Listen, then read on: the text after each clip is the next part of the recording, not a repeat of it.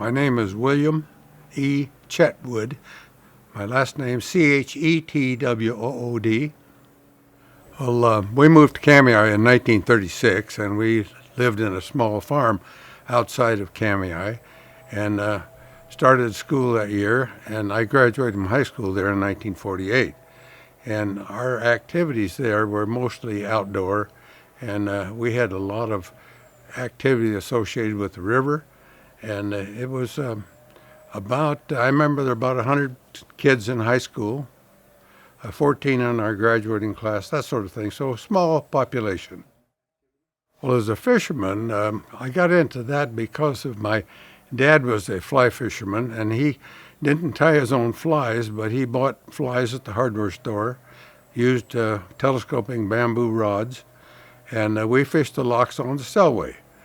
And I got interested in steelhead because we used to fish for these large trout up on the Selway and the Locksaw, and all of a sudden, well, you'd lose your whole outfit with the fish just clean you off. And we finally figured out it was a steelhead, and they'd come up and take a fly. And so that was my first introduction to fishing for steelhead with a fly rod. Interesting you raise the question about fishing with lights and spears and spearing steelhead. We learned that, somebody learned it from somebody else, and I assume we learned it from the Nez Perce. And we had double-ended boats that we floated the Clearwater between Kamiah and Kuski at night. And we would have a man in each end of that double-ended boat, a guy running the oars in the middle, and we would use pitch torches for light because we didn't have the artificial light otherwise, and we would spear the silver flash we see in the water. And these were what we called gigs, and they had 3 or 4 hooks on the end of each spear, so you had a better chance of hooking a steelhead at that time. So we'd float at night, and by midnight we'd have 3 or 4, 5, 6 steelhead in the boat, and that was the way it went. Well, to begin with, the Northwest Steelheaders Association was opposed to the building of the Dworshak Dam. So I was part of the Northwest Steelheaders Association through the fact that my dad was one of the charter members, and the Roby boys were really active in it, and the Altmillers from Orfino, and those people were really active in this movement to try to keep Dworshak Dam from being developed. And we thought we knew, that it was going to damage the fishery. And so we became very interested in not having any obstruction of those waterways. And so we were very active opposing dams. The thing that I can remember about fishing the North Fork was that Jake Altmiller and the Robies figured out a way to catch these North Fork steelhead. So they needed the boat, and they had a 12-foot rowboat they put a motor on, and they built a cage around the prop so that the rocks wouldn't beat the prop up too bad, and they'd go through 3 or 4 props on every fishing trip. But anyway, they built a cage around that, and they started fishing the North Fork for the steelhead at that time, before that dam was ever in. And there were some really big B-run fish in the North Fork. Well, first time I ever caught a steelhead in the Selway River, I did it with a grab hook. And we'd stand in shallow water and wait for one to come in, and then we'd grab it, and we'd catch a couple of steelhead and take them home, and that was the way we did that.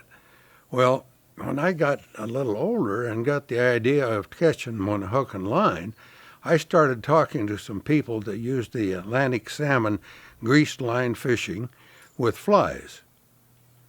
And these guys could catch Atlantic salmon on flies, so we figured out, hell, you could catch a steelhead on a fly, surely, because we knew we'd lost some fly fishing gear while fishing for trout up there. So we started using the Atlantic salmon greased line technique on steelhead, tying our own flies, and we finally got, I remember I went out 13 times that first year before I ever hooked a steelhead on a fly.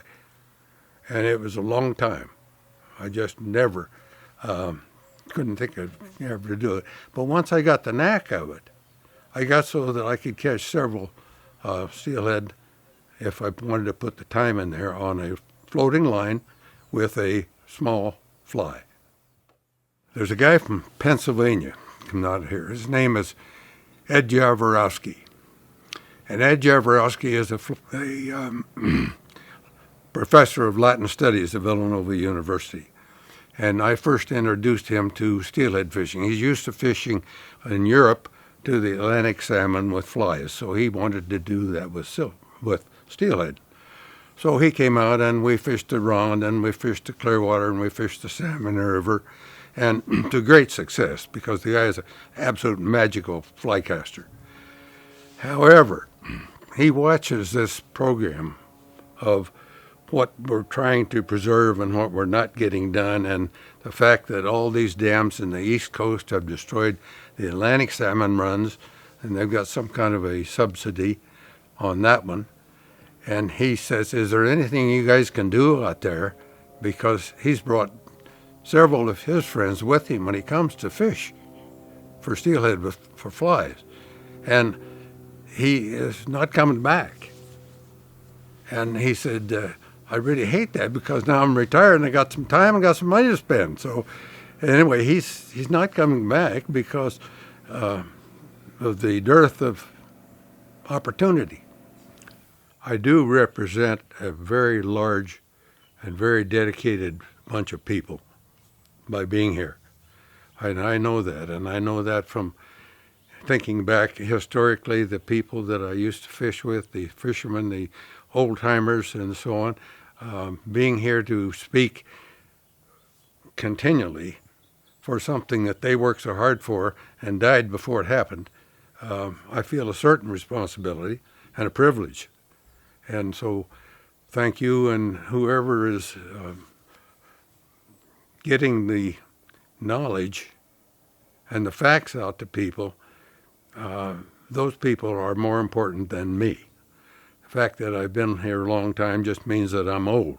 It doesn't mean I know anything, but I've seen it all. And I tell you, we can't continue unless we're willing to give up these anonymous fish runs and the most important part of our environment. I'm a little disappointed in some things and a little heartened in some of the information as it comes out, and there's always hope.